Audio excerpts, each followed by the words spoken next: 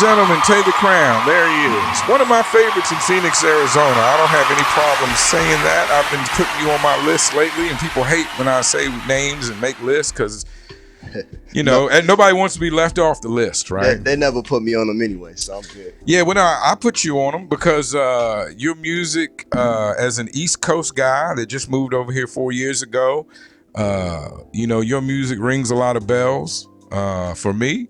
And I'm happy that you came in to sit down. First and foremost, you got a water. Would you like a beer or something? Would you like a fresh water? I got cold water. I got cold beer. Let me get a beer, man. It's been a while. I'll drink a beer. I need one today. Okay. It's one of them days. I got it. How you been doing those, Swerve, man? I watched your interview last night.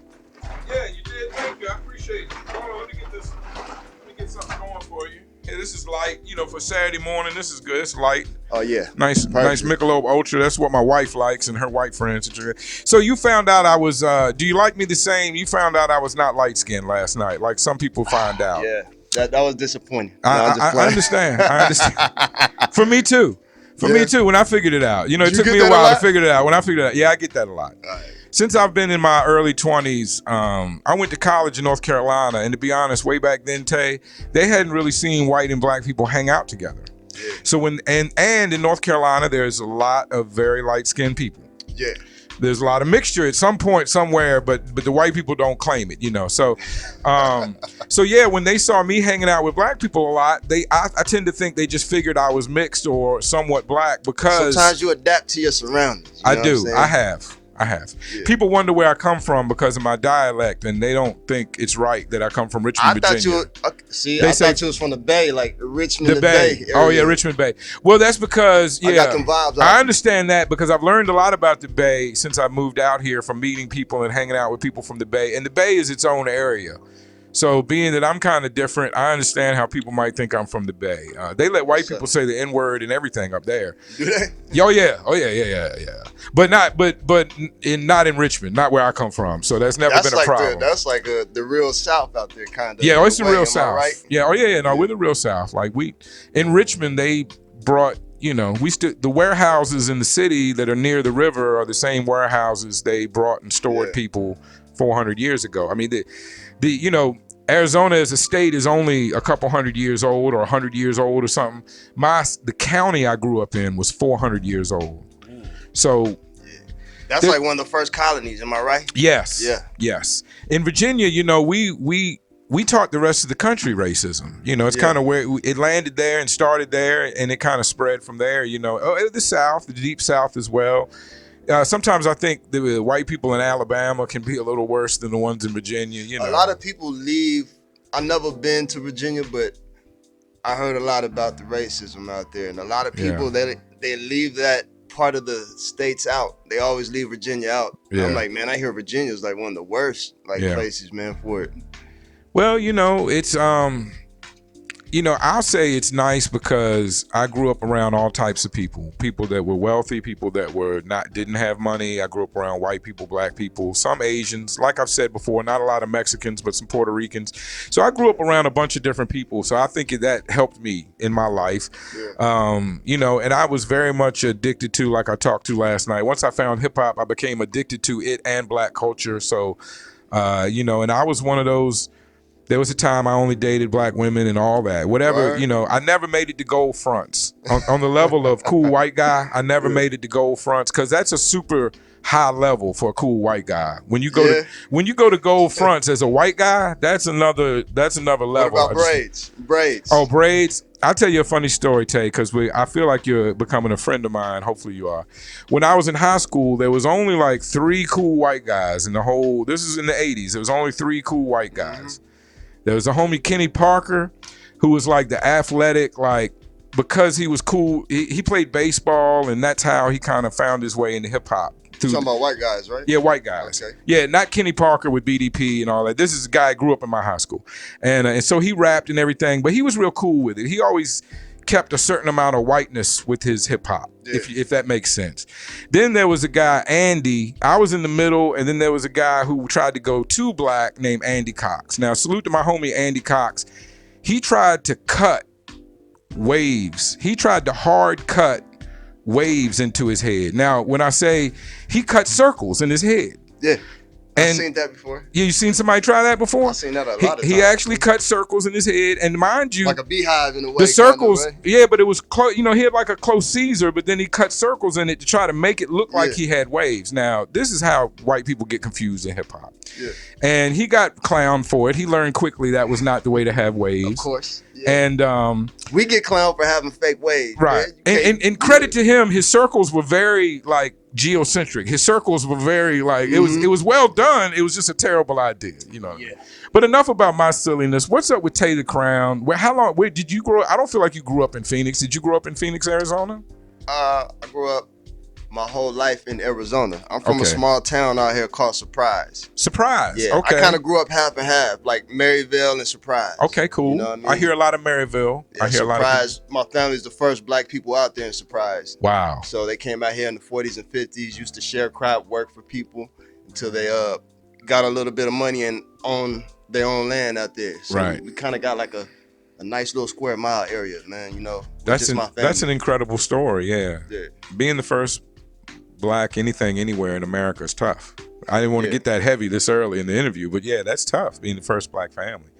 When you grew up, you went to school. There wasn't a lot. Yeah. Was there other black kids in the school?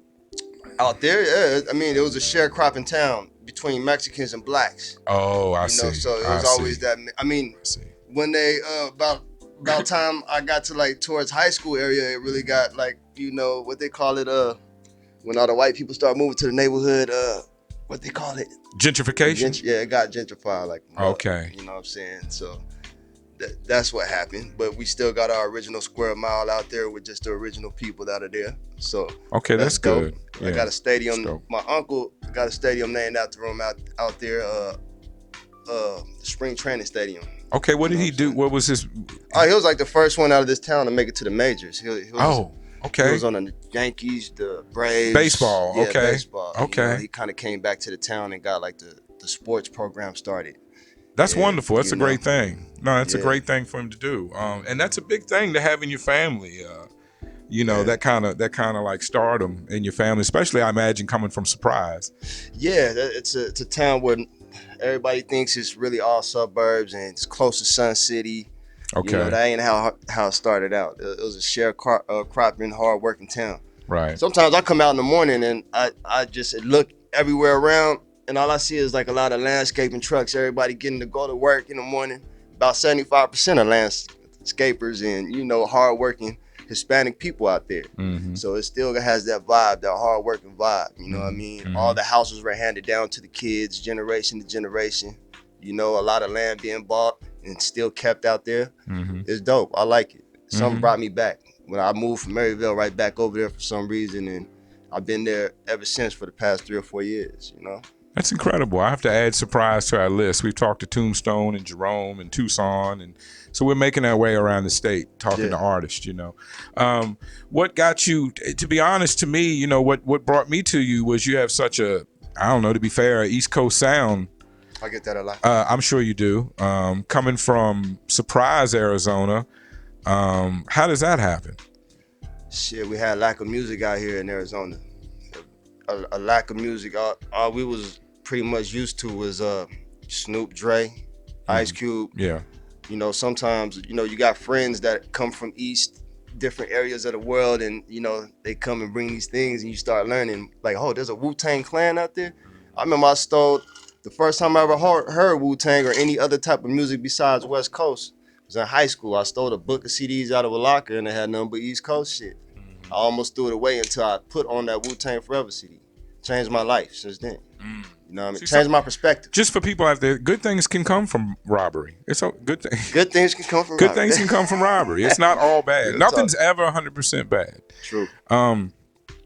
I saw you did an interview with a interview group that was affiliated with the Licks.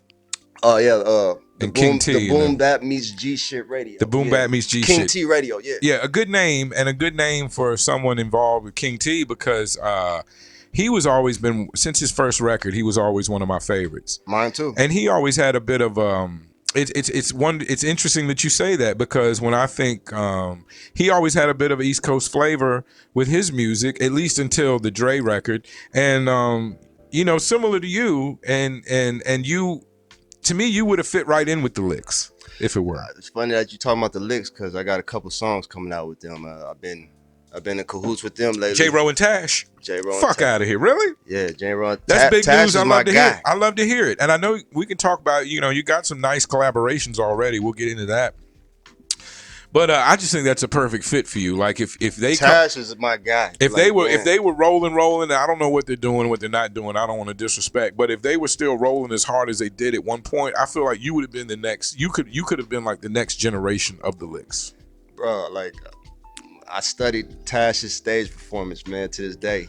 You know, I tell them that crazy too, good, you know crazy I mean? Great, crazy incredible lyricist and artist that doesn't get his just due. I think he gets looked over a lot. Yeah, he does, man.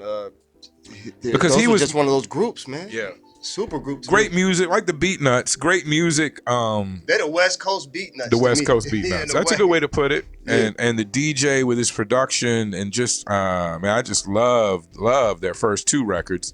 The third and fourth one a little bit, but the first two records just hit me at a time in my life. So I'm a big they still sharp Alcoholics too, man. fan. I don't doubt it. They still sharp. J-Ro's still sharp. I don't doubt it at all. Sharp, man. They were the epitome of a group to where their styles just meshed with each other, and the production and everything just as a package just was incredible and great. And I really dug them. And I know for them it was probably hard being a West Coast artist, not on the G-Funk, you know, because they were in the heat of the moment of the G-Funk and weren't G-Funk. And they always try to label, when you come from the West, that's what they want to label you always.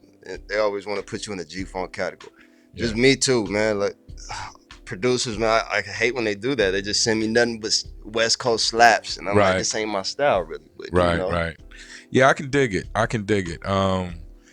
Yeah, I mean, your records lately, Jewelry and the Kumite. The Jewelry and Kumite, man, they're my favorite records. And Jewelry was one of my favorite records of 2020, man. I just played it every week almost, just because a lot of times I get amped up on a caffeine pill or a Red Bull and smoke a little weed, and that's what I do to get amped for the show. And certain records just hit my heart when I'm playing them, man. You broke that record. You the first one to break it. Well, I appreciate it. I appreciate you saying it. It seemed like people started following it. Okay. Well, that's that means a lot to me. Thank you for saying that. I fuck with you, man. Thank you for saying that. And I've been trying to turn all my East Coast family onto your music, because I don't think they would understand something like your music coming out of Arizona unless they heard it for themselves. Yeah. And I think Arizona is a mystery. At least it was until I moved here. I think to a lot of people that, especially on the East Coast that are far away, Arizona is a bit of a mystery. You don't know what's going on over here, because to that point, it is very diverse. There's people like you, people like Yo Westwood, who's very G-Funk, very West. You have the Northern California sound. You have South Park Mexican influence artists like AVD and Hispanic. Or well, I feel like that's part of my shock value. I like showing up to the spot, Dickies and Chucks, and when I grab that mic, it come out a different way than what people expect. Right. I can see the looks on people's faces when I come out with it, and I think that's the best part about it to me, man. I'm sure you stand out because of that. People remember you. Yeah. And you have a distinctive look. Has anybody ever accused you of looking like Master P's brother? Nah, but they said that fool looked like me. The one that can't rhyme. I hate to even mention his name and say Silk, you look like him. Silk the Shocker. Yeah. I done got Silk, Corrupt, Will Smith. I done got every light-skinned brother in the book, probably, man. Will Smith, I ain't never got no Silk. I was gonna say Will Smith I might take as a compliment. When an asshole calls you Silk the Shocker, that might be fighting words. I don't know, but Silk is still rich to this day, man. Yeah, Silk is paid. Master P did fine. They doing all right. They got they actually, I don't want to break any news, but there might be some advertisements coming from that team coming to Respect Underground soon. Because they're taking over everything, ramen noodles and everything. They're taking over I got everything. some of his noodles and chips at the house right now. So you mentioned you listened to King T, the Licks. You found that at a certain point, the people of Surprise in that area got turned on to some different kinds of hip hop. Who do you like? Do you live in Phoenix now, or do you still live in Surprise? Oh, no, forever I'm gonna live in Surprise. You just gonna stay there. Yeah. That's good. I like the representation. Bruce is real big about representing East Mesa, and I live in Mesa, so he's real big about representing Mesa.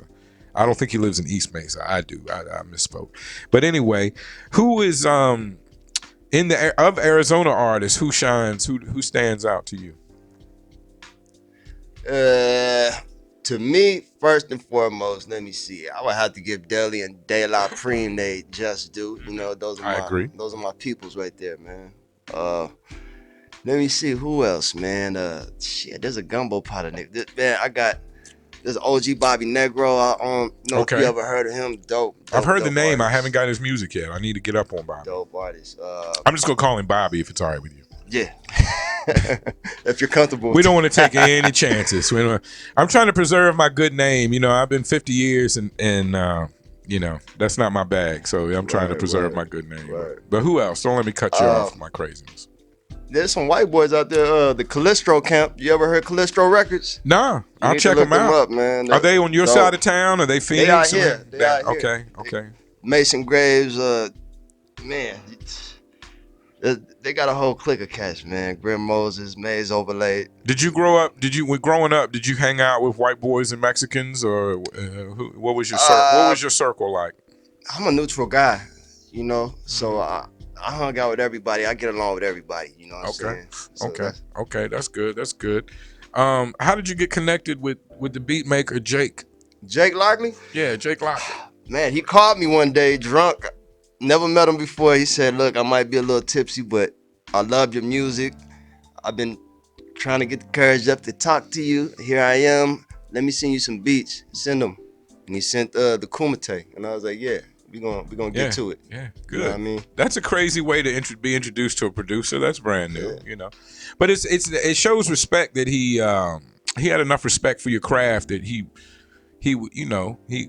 wanted to approach you the right way. He didn't know how to approach you, you know, because you know he didn't know you, but he wanted to work with you. That's very interesting, you know. Yo, when you just not social media, he didn't like. No, he hit me through Messenger. Oh, okay, you know what I'm saying? Okay. I would rather talk about producers than other artists though, because let's talk about producers. Who did Jewelry? Jewelry, Verb from Arizona, another guy that you probably don't hear about. No, I want to know these names. I want to know these people. Yeah, Verb. I work with like Vern or Verb.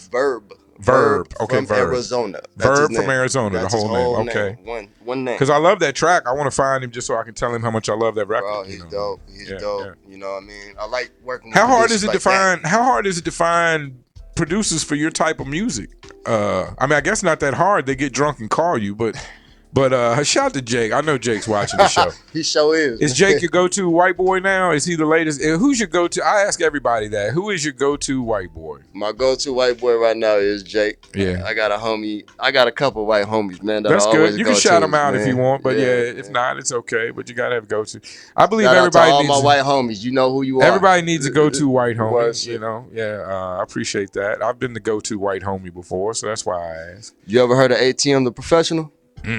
Something about that sounds familiar, but nah, I don't think so. He produced the whole album EBT I had last year. Okay, you know, so I need to get into that. He got me started. He got me started, to be honest. You know what I'm saying? Well, that's a big deal. He showed me a lot. ATM. Yeah, ATM the Professional. He works with everybody. So you got started a year or two ago? Is that what you're saying? Yeah, a couple years ago, like doing this shit like for real. About a couple years ago. What made that decision for you to kind of take it serious? Because I know you rapped before that, because you rapped too well. Well, I used to do poetry back in the day. I have a poem published in the National Library Book of Poetry out of high school. Okay. And I was trying to find a different way. You know, homies, you know, I'm from the streets too. You know what I'm saying? So a lot of the homies wasn't hearing that poetry. They don't click shit. the fingers. They don't respect it. Even with Def Poetry Jam, they still don't get it. No. I had a verse where I said something like, you know, the homie wouldn't hit me. I had to put it on stereo. Like I had to rap for you, you know, to get my point across, for you to relate to me in some kind of way. You know what I mean? If that's what I got to do, that's what I have to do. And that's how I kind of started. You know, besides people telling me every now and then I'm dope, and I wanted to get doper. I know I was cool with these words. Mm-hmm. I just wanted to put it in a fashion to where everybody can understand it around me, around my surroundings. Mm-hmm. Mm-hmm. That's how it always began. But you know, now it came to this. It's a career. I stopped everything I'm doing. I don't work no more. This is what I do to survive. That's a big step. That's a big step. Scary step. Yeah, it's a scary step. How's it going? Great. Okay. Better than I ever thought it would be. You still shining? Glasses are crisp. The teeth and the neck is still bling. So yeah, man, you just got to keep your networks going, man. Stay on your job every day, all day. Because especially in COVID, it's a tough time for people because it was the best. I felt like Speak on it. Despite all the people and all the things that are going on with the deaths, I lost a lot of great people in my life. A lot of great people. Yeah. But as far as financially, like people are at home sitting in front of their phones and computers and they're working from home. Yeah. I feel like just my music is being heard a little bit more. My numbers went up. Money went up. Yeah.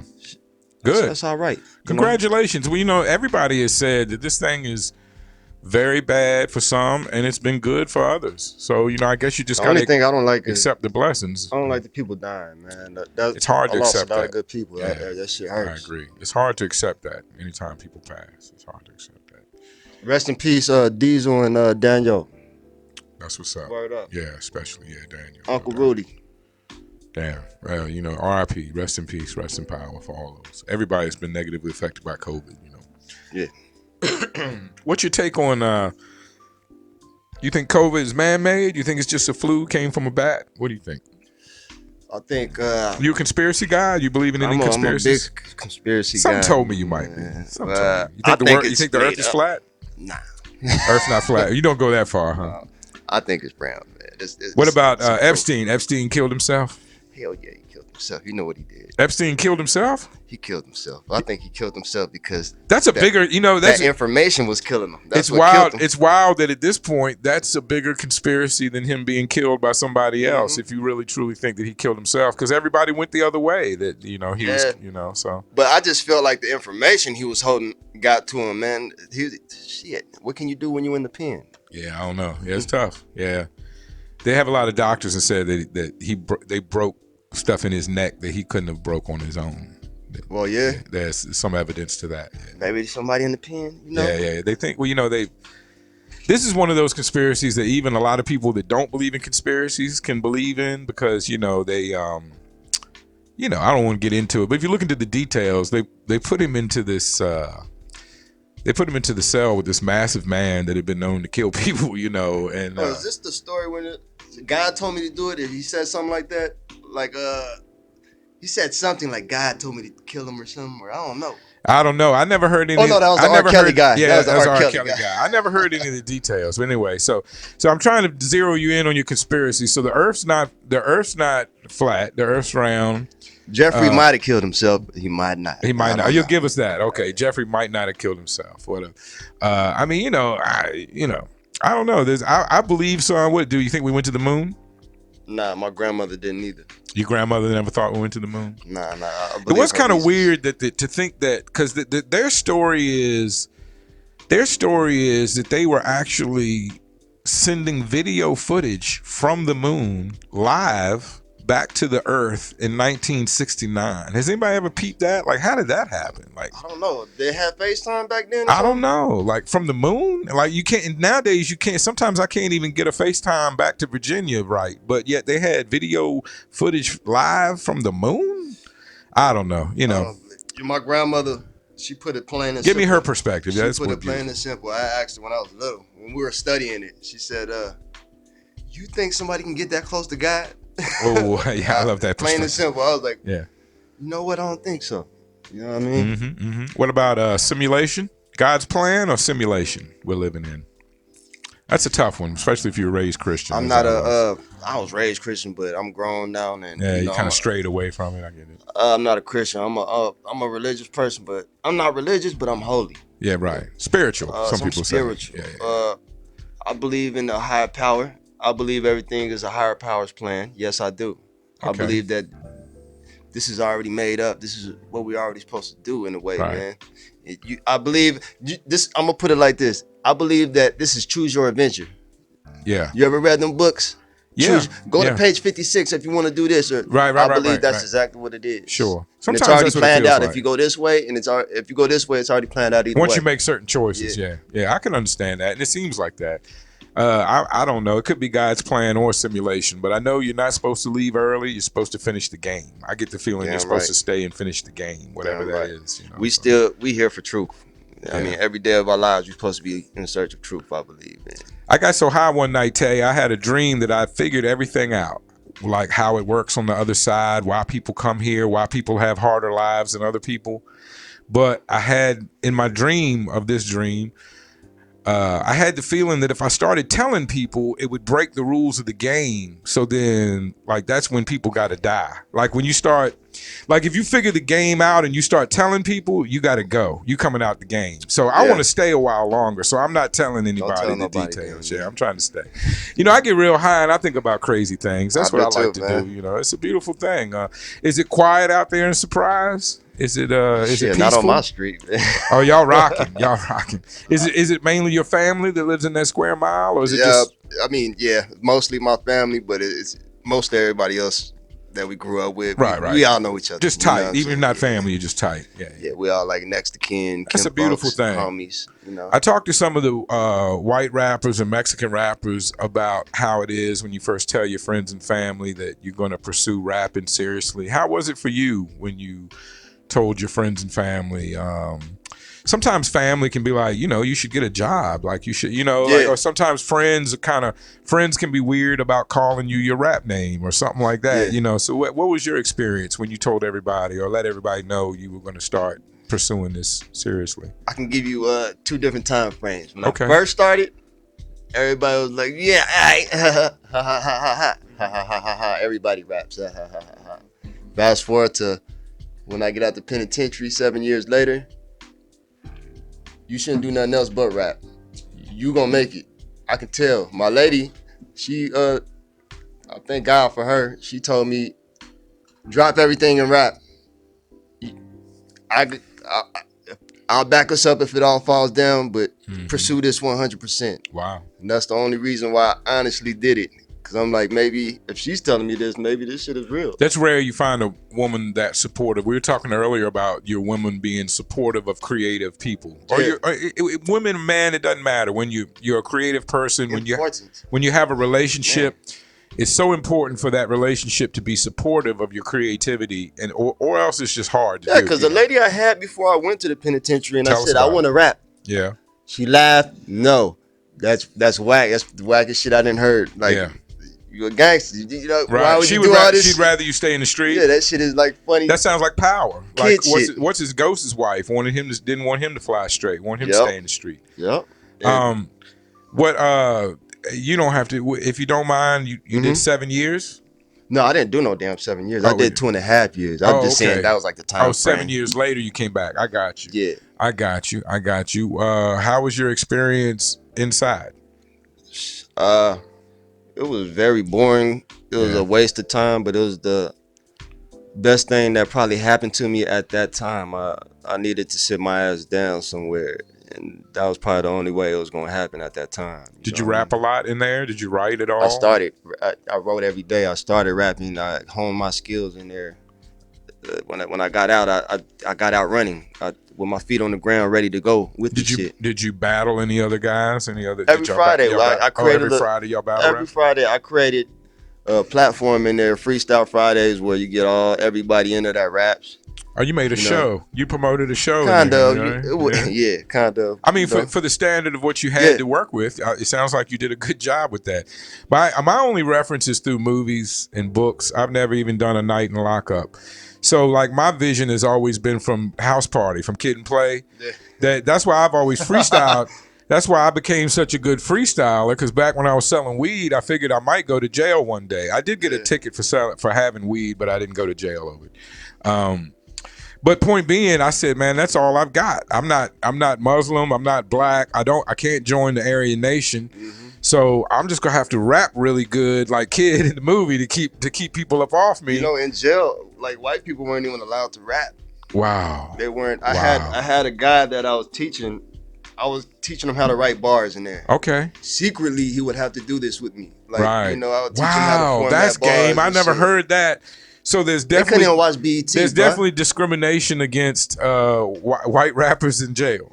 It's weird. Or they have to rap with themselves. They don't want you to do black things. Oh. You can do whatever you want. I don't want you to do black things. That's their Oh philosophy. shit! We don't want you to do Mexican I'm glad things, I'm a civilian because I can't fucking go to jail. How am I gonna go to jail right now? I'm glad I'm a civilian. Yeah, but you got the rebels in there that some white people just don't give a goddamn. Like, well, shit. Well, do you have to fight that? Do you have to fight to rap? Like if you start rapping, you're probably going to have to fight somebody. It sounds for like a white guy. Yeah, you probably gonna have to fight every day. Like if you have braids in your hair, if you have a line. This is the craziest shit I seen. They ain't let them get lineups. Like they didn't let them get lineups. You can't get a proper haircut because it's too black. Yeah, man, this sounds like Glen Allen, Virginia, where I grew up. Shout out to Glen Allen. You don't get that lineup. This is a very racist state, though, too. Yeah. So you think maybe it's because I've heard jail can be different state to state. Florida, New York. Everybody's kind of got a little different rules. Everybody plays the rules different. Yeah. Sometimes white people are more integrated than others. I really don't know. I thought everywhere around was very racial, like how the system is out here. It's easy to I came to find out Utah's different, Colorado's different. Okay. Like you can get in the cell with a white guy, be housed with him. Like in prison out here, they put you automatically with your race. Right. So the state does that. You don't even have the choice or the opportunity. That's the way they want to handle you. With me, they were confused because I'm mixed. I'm half black and half Mexican. Yeah, what the fuck? And my last name is Garcia. How do they handle that? Yeah, I know. That fuck niggas up too. You know what I'm saying? Yeah. I had to tell them. You know what I'm saying? Because I went in there with I cut all my hair off. I was gonna say, but when it's that like, when a white guy can't even rap and get an edge up, and I assume like a black guy can't enjoy a taco in public, like how do you handle being actually half Mexican and half black? You either choose a side, to be honest with you. So you just went black and they were like, you black enough, we let it go. If I grew up with Mexicans my whole life, like my whole family Mexican, I would have chose Mexican. It would be only natural. Did you grow up with the black side of the family? Is that okay. I grew up with all blacks. Okay. You know what I'm saying? Was your father black? My dad's Mexican. Your dad's Mexican. My mom's black. Your mom's black. Okay. What have you ever dated a Latin woman? Oh yeah, I got Latin kids. Oh, you got Latin kids. Yeah, I got. What's it like? Because like I said, crazy. No, well, I was gonna say I grew up on the East Coast. We had Filipinos and Puerto Ricans, and we had a girl that was Filipino who said she was Puerto Rican because it wasn't cool to be Filipino back then. But we didn't have any real Latin. We didn't have a lot of Puerto Rican women, and we didn't have any Latin women really. So I interracially dated. I know what it's like to be approached by a black woman. I know what it's like to be approached by a white woman. But just my curiosity as a married man, I love my wife. She's the only vagina I will ever be with the rest of my life. No, she's a white woman. Okay. There was a time when a white woman could only tap the shoulder of a black woman to get her attention for me. But that was back when I had jungle fever. Like I told him last night on the radio, dating black women only is so 80s. That's so Spike Lee, Do the Right Thing. That's so back then. Like in the 90s, me and the brothers, we started dating white girls and we never looked back. And then, we got money, we got white girls. That's what we did. That's what we do. So going forward, what is it like to be approached to be by a Latin woman? What is it approach when a Latin woman has you in her eyesight and she's getting ready to make sure and she wants it to go down? What is it like as opposed to, I know what it's like when a white woman wants you, and I know what it's like when a black woman comes after you. What is it like when a Latin woman comes after you? In my experience, it's more flirtatious in the beginning. It's more kind of like recognizing that they recognize you in a little playfulness. Versus like a black woman. Are they more open? I feel like black women were more open. They would let it be known they liked me. White women were more reserved. I had to kind of figure it out. A black woman will holler at you. So right. A black woman, right. What's your name? Yes. Ooh, you kind of cute. Yes. A Mexican woman wants you to see her first, kind of like. Oh, okay.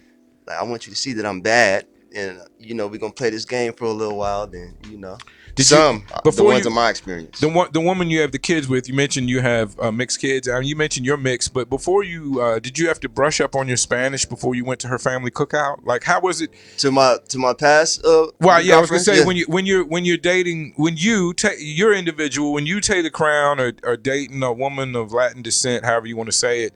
Is there problems with her uncles or her brothers and shit? Hell yeah. Straight up and down. I thought it might be. I'm just turning. Yeah. Yeah. Hell yeah, because they shit, man. How is it? Did you in jail? or with them, how much did you have to explain that you're half Mexican? You understand what I'm saying? Like, I didn't explain shit to them. It was just you accept me or not. You know what I mean? Okay. Kind of the same way in jail. It was right. You know, they didn't even. You know, they help you in jail. They help you with your betting. Your people come to you. Yeah. Both sides were looking like, who's we don't know. You know what I'm saying?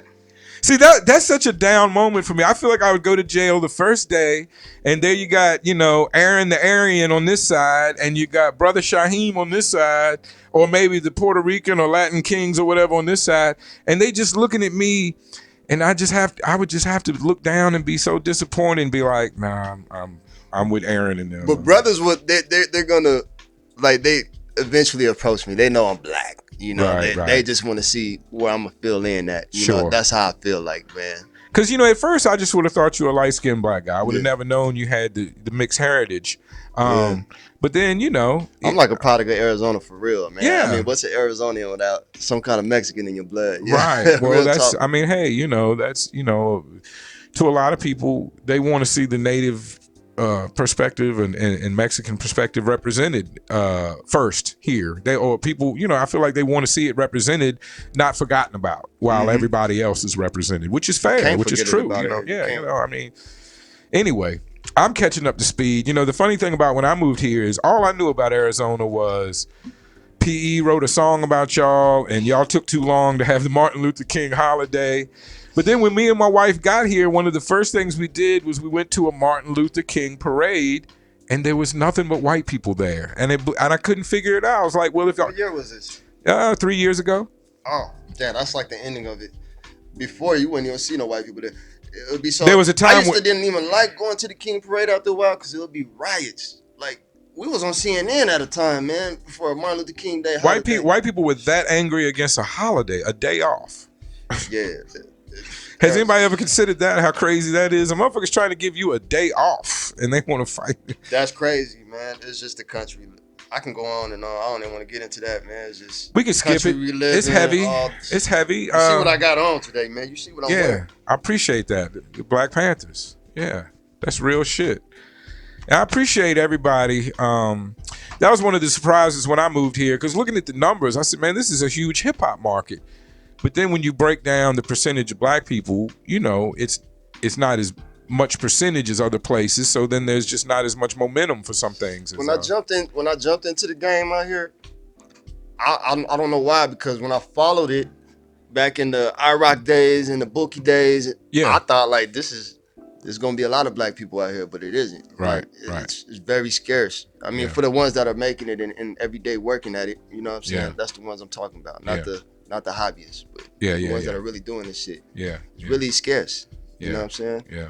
Especially for the music I do, if you want to call it boom bap or whatever. You know, there's not a lot of black guys out here that do it well. You know what I mean? No. I mean, not even white guys do it well, man. You know what I mean? Yeah, well, especially not them.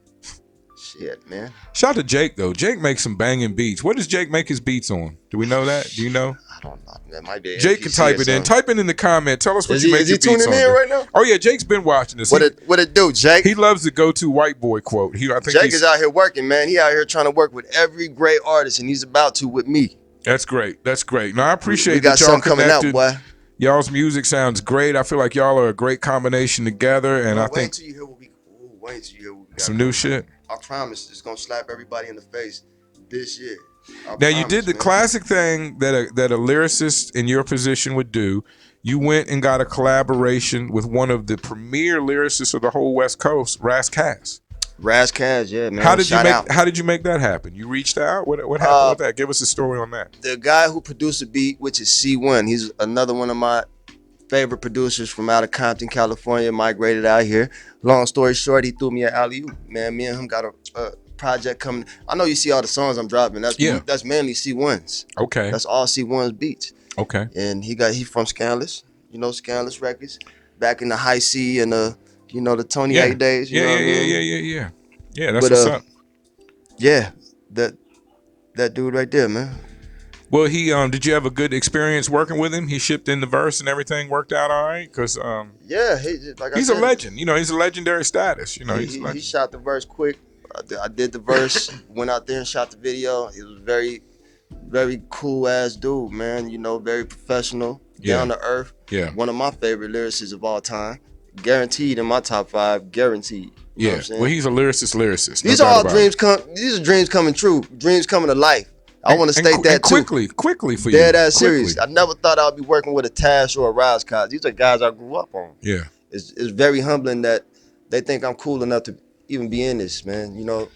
Well, man, I think you're a part of a new wave. I think hip hop is big enough now, and we've grown enough to know that there's a lot of different kinds of hip hop, and it's not like one fades out or falls off. It's just whoever's got the attention at the time, and there's a lot of room, and there's a room for everybody. Griselda has brought back the boom bap sound hard, and I think the more some people go trap, there's another whole market that wants to go boom bap. The more some people go one way, there's another group of people that want to go the other way. And I think there's plenty of money and plenty of room for everybody. I feel like the boom bap thing, I think just real lyrics, real lyricism is coming back. Sure. I don't think it ever left. I think it just took a break.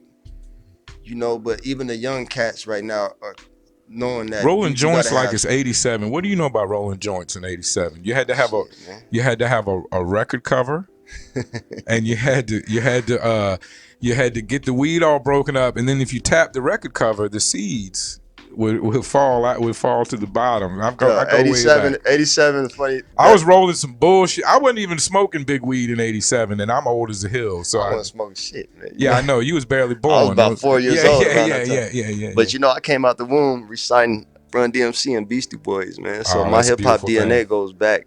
It goes back to the day I was born, man. Who turned? Did your mom or you have an uncle or older brother? Uncle, who turned you on to hip hop? My Uncle Booby, man. He turned me on to Uncle Booby. Peace to him. Yeah. Uncle Booby, man. His favorite group was Run DMC, Public Enemy, Beastie Boys, DJ Hurricane, things like that. Okay. You know, I used to ask him all kind of questions. Used to see posters on the wall of all these guys. That's right. Gangstar, things like this. Nice. And, you know. Nice. I just stayed with me my whole life. Mom used to bump Too Short back in the day, man. You know. Well, that's big, man. Your mom bumped Too Short, and your uncle loved the East Coast. All that is great. My uncle was in the Marines. He was from Japan. He went to Japan. Okay, so that's how you got that worldwide hip hop. He got it all from around the globe. That's cool. Man. That's cool as shit. Yeah, I appreciate that. I appreciate the uncles, older brothers, parents, siblings, whoever turns these artists on to hip hop. Because by the time I'm speaking to you, you know, you sound like you have a master degree at your craft, and your songs are excellent. And I'm just happy for whoever started that, turned you on to hip hop. You know, I really appreciate that person. Shout out to my mom and my uncles, them two right there. Yeah, your mom and your uncles. And going to your girlfriend's cookout is tough if in a Latin family. See, do you know? I'll tell you this. One time, I was dating a girl in Greenville, South Carolina, and I went to her family cookout, and she had uncles, and I was the only white guy there. Black? And yes, black family. I was the only white guy there, and most everybody was very cordial, especially the women. I think there was one. They all respected her enough not to really fuck with me, you know what I mean? But one uncle got a little drunk and started laughing and giving me a little shit. But you know, you just smile and take it. That's the South way. That's how people from the South do. They break you in to see what you can take, to see where they check your temperature. My stepdad is white, and he's a police officer, and he's a cowboy. Whoa! So those are three things that black people really don't fuck with. You know what I mean? Stepdad. I'm a stepdad, so break that down. How's your relationship with your stepdad? I love him. When I was growing up, we had our differences. You know, I was a young teen growing up in the streets, fucking around, in and out of jail. But being a man and a grown-ass man like I am now, I respect him and I love him. And I'm grateful that he came in my life and, like, tried to help me out, at least at that time. Man, that's a beautiful thing, man. I appreciate you saying that. I hope me and my stepson have had a great time, a big breakthrough lately, and we're getting along very much. How old is he? He's 21 now, getting ready to be 22. That was about the time where me and him really started getting along. I think when you're a teenager now, you know, my stepson lost his father to cancer, so there's a lot of heaviness that goes along more than just someone leaving. There's, you know, someone was taken from him, and you know, in that situation, there's some guilt even with just digging me at all, because you feel like if I'm digging this guy, I'm not being true to my father. You know what I mean? From his perspective, I try to understand. No, I feel you. But we're doing great. We're getting along great. But I appreciate everybody that is either had a stepdad or is a stepdad. And I try to learn from everybody's relationships. Right now, never had a dad. Right now, we're doing good. Yeah, well, you know, it's not easy having a white dad. I had one of those. Whoa, it's not easy. I didn't have a police officer. It's a culture shock. It's really cultural. And the police officer thing is another whole thing because I knew we didn't get along at all when I was a teenager. I've said, well, you were running the streets and he was the law. I used to take his vest to school. Whoa, like I'm a cool guy like that. The bullet one, the bulletproof one. Whoa, you could get federal time for that in Virginia. Is that the same way out here? Jesus Christ, I'm pretty sure you can. But. Yeah, well, he was a cop, you know, and he loved your mom. Good thing for you. He loved your mom. Yeah. You know, well, that's good to hear that all worked out and you could navigate that. And I'm sure that gave you perspective into other white people, maybe, you know. Do you think growing up under him, you maybe know how to deal with white people better than some other people? I understand them a lot more. Sure. I do. You have an inside perspective, right? Yeah, definitely. It's different cultures, two totally different cultures. He adapted very well, though, man. He eat collard greens. He...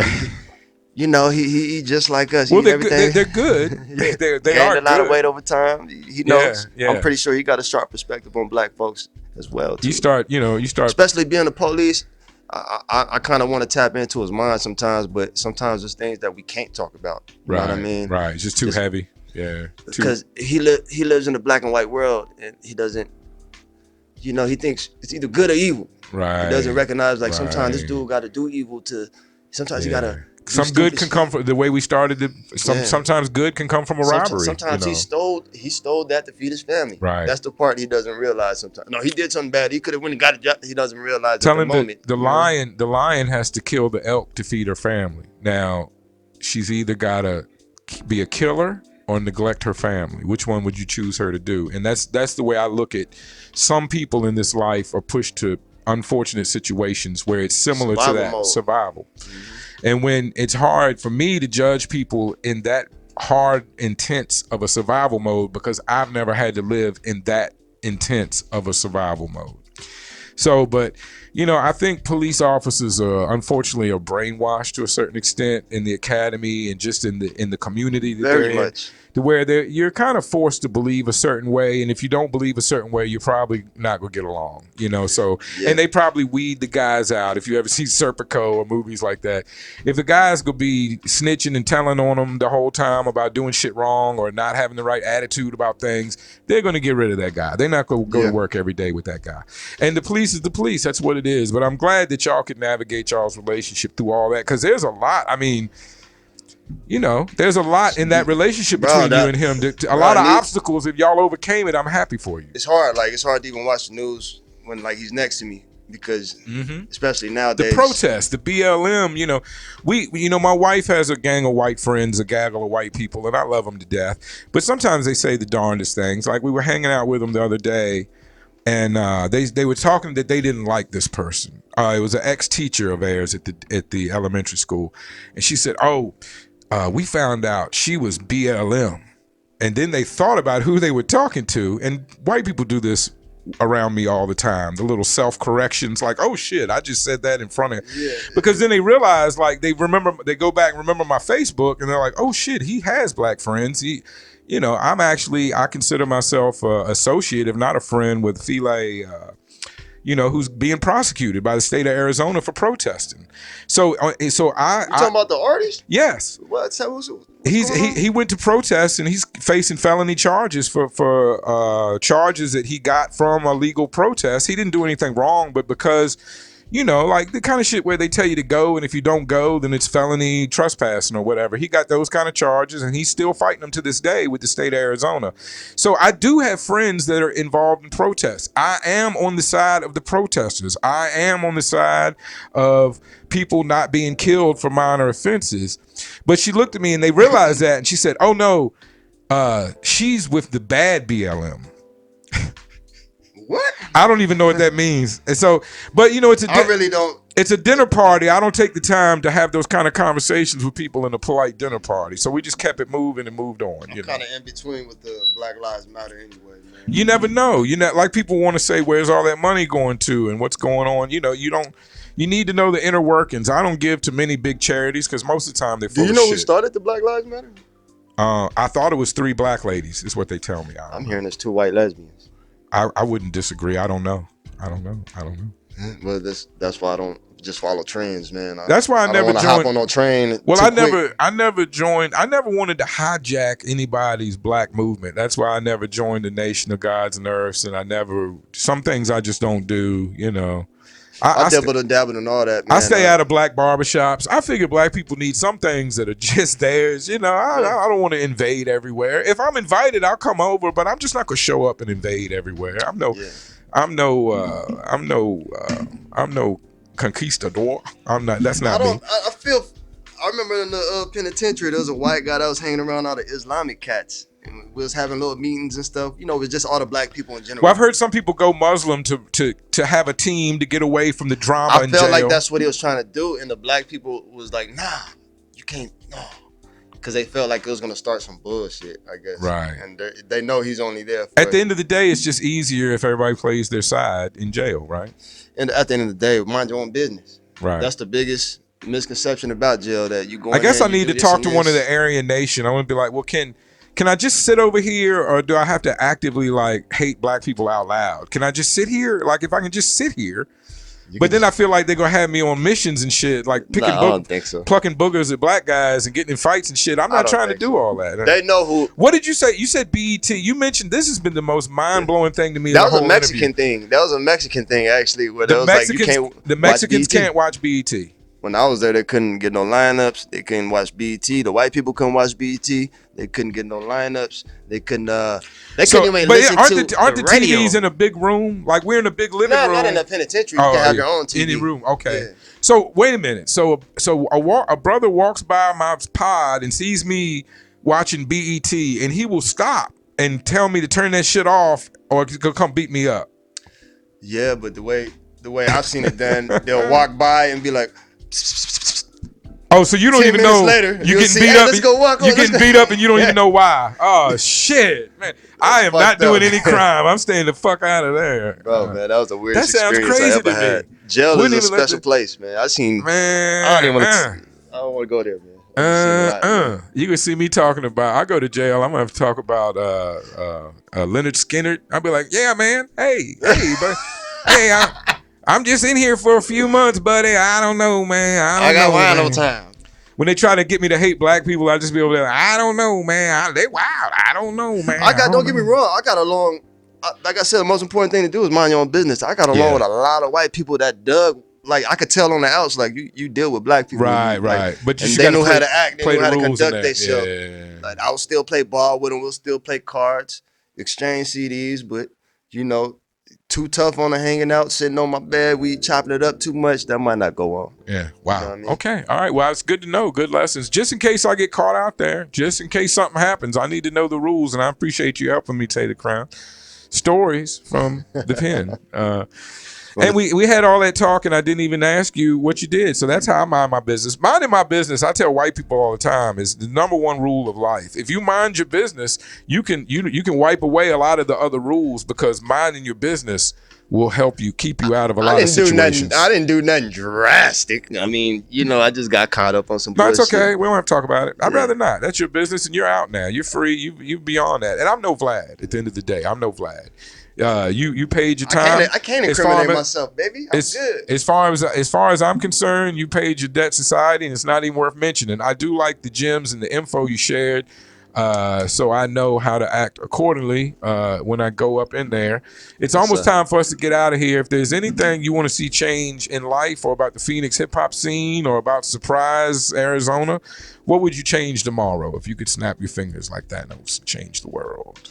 Shit, man. If I could change anything, it would be the unification of our scene out here. You know what I mean? I hear that. Stop the the crab in the barrel mentality. I hear that. Congratulate each other. You know, it only takes 2 seconds to share each other's music. I hear and it's that. free. You know, you really don't. You know, you're not doing that. Yeah. And people, you know, artists I know, anybody share is a big thing to me. If anybody shares my shows, I really appreciate it. I know artists always appreciate it if you share their music or turn other people on to their music. And it's so much good music out here. I'm constantly impressed. Dog, I think we have one of the best states for hip hop music. Man, I do. So I much agree. talent. I'd rather listen to the cap. Arizona hip hop than mainstream or any other region's hip hop. Shout out to Deli one more time, man, for that 2K game thing, man. Good shit, man. What's the news on that? He got his song in 2K? Yeah, he got it on 2K21, I believe. 2K21. Yeah, it's actually on the actual soundtrack. That's a big deal. That is a big deal. I didn't know that. Thanks for telling me that. Yeah, man. We got Factory Nothing, Yo Westwood signing the Sony Orchard. We got Deli every day on the 21 soundtrack, the 21K music deal. So things are starting to pop off, man. We need everybody appreciation and tap in with each other. And like you said, a share, a like, just a minor bit of support, and we can pull this thing together. Yeah, this is our community. You know what I mean? Yeah. This is our community. And that's what I say about supporting my show and podcast. When you support me, you support Yo Westwood, Bruce, Joseph Bills, De La Prime, Tay Da Crown. Not just them, the younger names, the newer names, Murder D, the guy AVD, God, Going Overdose Entertainment from Kingman. You know, when you support me, you support all of these artists. And wherever I go on all these platforms, I'm taking all of my interviews with me, and I'm taking everybody with me, because I honestly don't know. I firmly believe, and hey, it's already happened. Yog and Charlie and shout out to Yog too, man. Yog and Charlie, they just signed. There's going to be more artists signed that have been on my show, and as it happens, I'm going to celebrate them. I'm going to talk to all these people, and we're going to big up and celebrate each and every one of y'all as you make your moves, whether it's going independent and maintaining that lifestyle, or getting distribution, signing the bigger deals. Whatever you want to do with your thing, we're going to help you do it, and I'm taking everybody with me. I want to appreciate and thank Kid K for coming in. I want to thank AVD for coming in. I want to thank Baller Mac and his team for coming in and sitting down with CEO Just early this morning. Next week, we have Denzel Davis, 4-time cancer survivor, fighter, conqueror on the show. We got new music coming. He's got brand new music. You got music with Denzel? I love Denzel. You and him together is going to be incredible. So I can't wait to hear that. Early show next week, as we have the festival taping, and I will also be appearing on the Hippie Chronicles podcast, Hippie Life podcast next week as well. Big day next week. Thanks to everybody tuning in the show. As always, the show will be on Facebook, YouTube. Tomorrow, don't forget, High Noon, Yo Westwood drops on podcasts everywhere, in your phone, in your pocket. RTU Worldwide Radio, Icon, home of quality, independent music. On behalf of myself and Tay-Rock, thank you so much. This for me? That's you, man. Before we get out of here, I know you said you like the Popeye joints. Look, I love the Popeye joints. We didn't even get to talk about this. You do all this? This all your merch? Yeah, I do all this. Look at this beautiful work. Shout out to my mom. My mom loves Popeye, and that's why I love Popeye. And that's Popeye and olive oil right there. Yeah. My mom's 80-some years old, loves Popeye. She married a Popeye, so that's why she loves Popeye. Thank you so much for that, Tay. I really appreciate it, man. I love great merch. It's been my pleasure talking to Tay-Rock, Kumite, Jewelry. The song with Pass Kass. He's got a bunch of new music with artists on the rise. Be on the lookout for Tay Da Crown. One of my shining stars would be on my cipher when I have it, but I'm not having one. Peace to the go-to white friend Jake Lockley. Thanks for checking in, and we will see y'all next week with Denzel Davis. Peace, and love. Chill.